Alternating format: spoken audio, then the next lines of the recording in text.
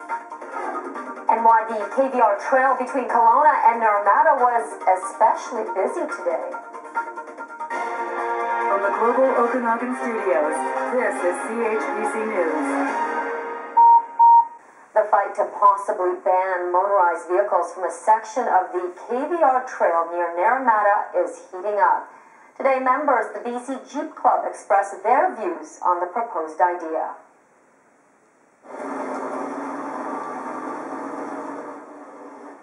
This was the scene at the Eldorado parking lot in Kelowna this morning. That's where a contingent of about 30 Jeeps took off from today to take a stand against the proposed changes. The Jeeps traveled all the way from Kelowna along the trail to Naramata. Opponents for the ban argue that motorized vehicles ruin the trail, but critics say the trail should be accessible to everyone. Everyone should have access to it. Not everyone can hike or ride a bicycle. There's people in wheelchairs and people with disabilities. And my personal view is that this is a national heritage resource, and it should not be. No one should be excluded from it. The regional district says talk of a ban is at the preliminary stage, and that any changes won't happen until next year.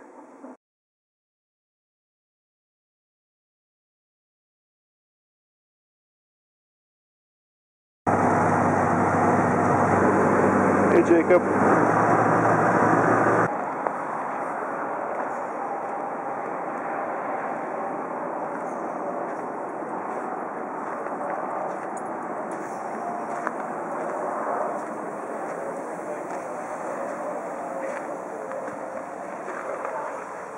If anybody wants to use some scones, I got some. I'm not here now.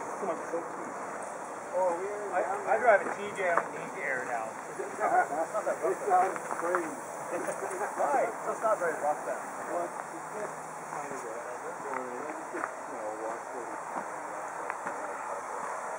that's worth airing down. I think I will air it down. It could be right. How you doing?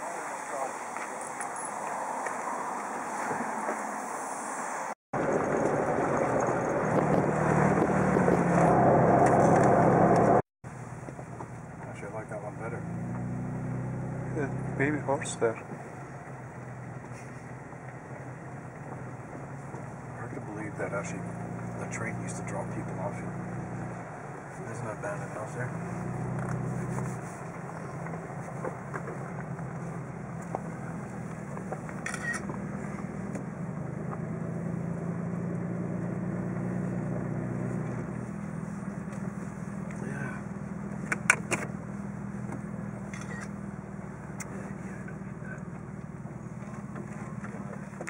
Because they started building it at the turn of the 20th century, and it took them 14 years to build it, or like, it was done by 1917. They started in 1903 or 1904 or whatever, and along the way all these little bergs just popped up, right? And they, because they were running steam and water, coal and water, they had to have all these stations everywhere. The highway, you saw those little signs, Juliet Bridge and Portia and all that, those are all stations off this railroad too, right? I kind of thought, because you can see one carving of it. Yeah, that's what those are, because that highway follows a very large portion of the road. There's that weather station with the red and white tower and everything. That bridge that's in there, that's also an old trestle from this. That's the chunk of railway running through there too. So a big portion of that highway drives over this. Okay. Yeah. Stuff up here, and then along the way, for the next 10K, there's private holdings too, right? So it's regularly used. So you got to watch for people. There's a lot, often ATVs, horses, whatever, but it's a transportation artery still for the people around here, right? You can still see a lot of tire cars. Yeah, absolutely. Yeah, people use it every day here. It's so rough. All the way from Hope to Midway.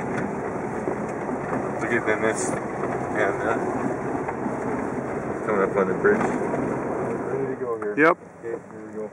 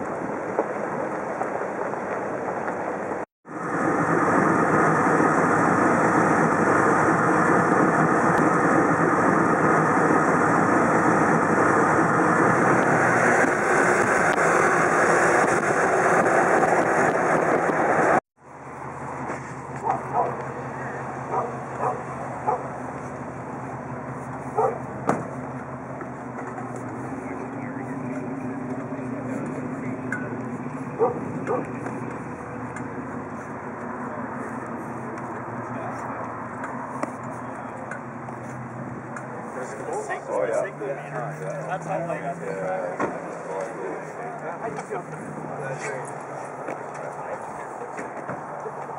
Oh, you're doing a good job out here.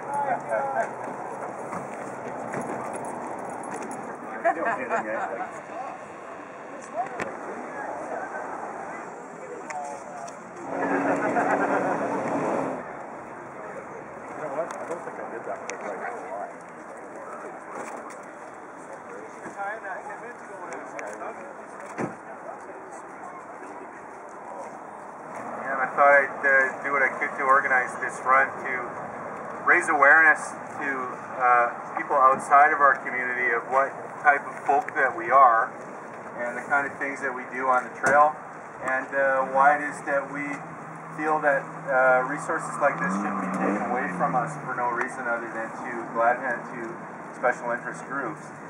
That's just my personal opinion. I got a feeling a lot of other people stand behind me on that or beside me.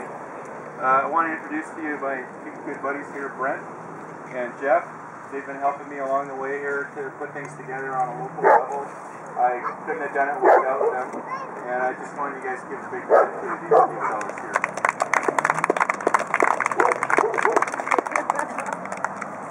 Over to the right here is a nice gentleman here named Yusuf. He's the official documentarist of this event. Have a great day, everybody, and I can't thank you enough for coming out. This issue is very close to my heart. I've been playing up here for almost half my life, and it takes me to my parents. It takes me away from my parents. It allows me to feel like the people felt 100 years ago riding along it. I believe it's a very valuable resource, and I would hate very much to see it taken out of my hands. Yeah, the reason I'm here today is I can't allow that to happen without trying to do something. So, thanks everybody. Thanks for coming out. We're gonna leave at 10. Oh, and by the way, Brent's lovely wife Louise made these little flags for our antennas. If you haven't got one yet, please put one on, and everybody knows who we are. It's 10 a.m. We're just about out of here, everybody. Thanks again. Oh, cool. Hi. Hey Jeff, do you want to join us over here? So who's going to talk on camera? I'll talk. Okay, awesome. I work for Hi, sorry. Okay. So you know what? We ended up getting this monstrosity that we had in 7. So what we're thinking is we'll get a quick thing from you into you, and then Steve, like you see, he's shooting a little bit of this now. We'll get some footage of you sort of pulling out, but we do need that footage. My contact info is in the front of the magazine. Yeah, we're happy to do that. We can send that via iPhone, right? Yeah, there's someone who just Yep.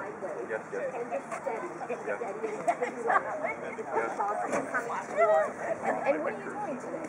What we're doing today is we're promoting a bit of awareness about all access on the KVR. We'd quite frankly like to talk to them.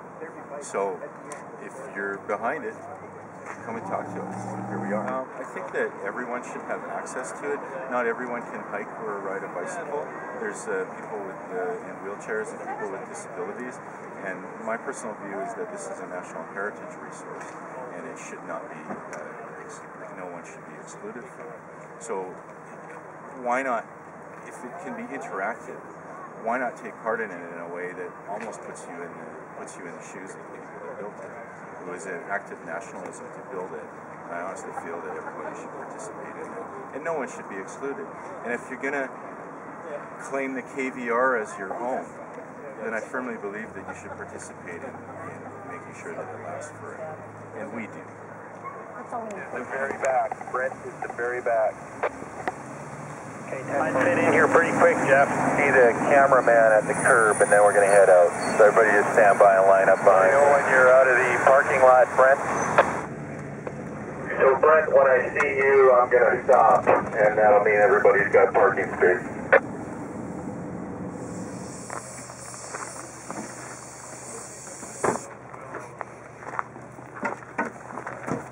How you doing? I'm fine, how are you? Pretty good. It's a nice unimark you have there. Thanks. That's awesome.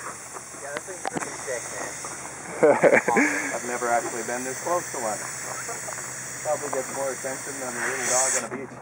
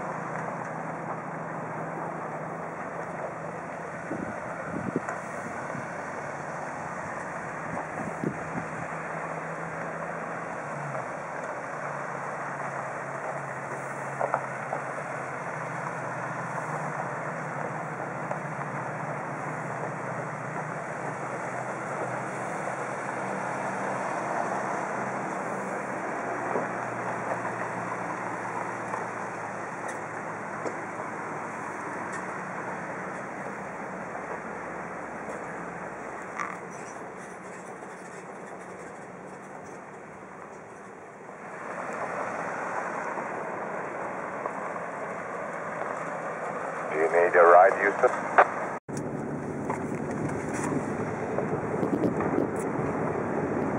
7 meters above sea level.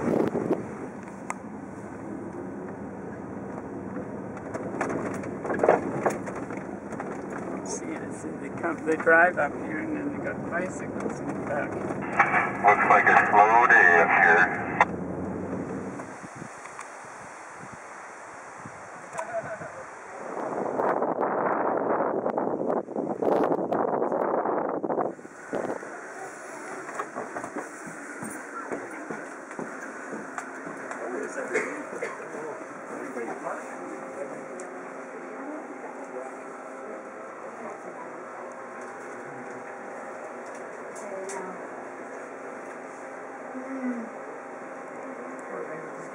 Shut down for the winter and we come in here and have big gangbusters.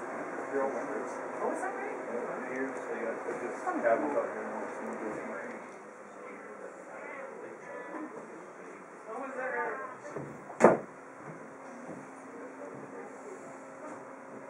That's kind of lonely up here in the winter, eh?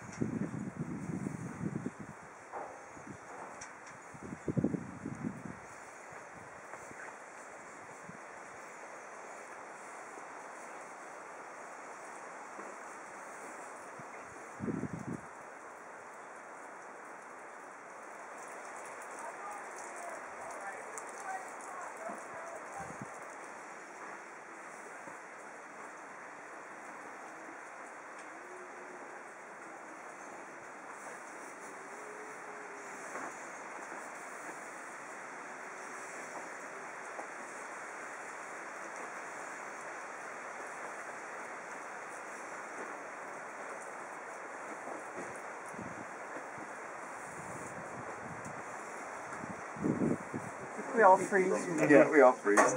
We've all got nothing to say now. Don't be camera shy. No, he's not camera shy. He's not camera shy. Something this way smells damn good. I don't know what it is, but it smells And good. so if they're promoting that part of the KVR, and everybody could get on the train and ride, you know, and they're promoting it, there's been a U.S. Film crew came up and did a whole thing on it that they showed on TV. So why are we forgetting about this, or like you say, excluding people from being able to use this part? Exactly.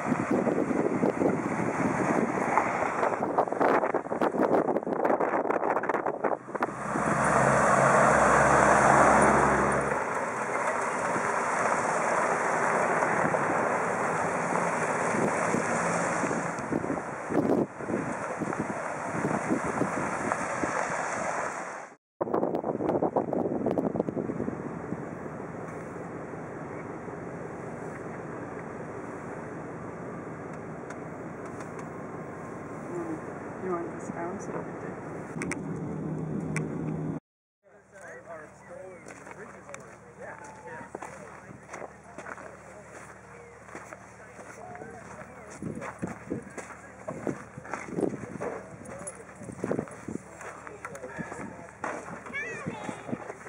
Looks like the radio's here then.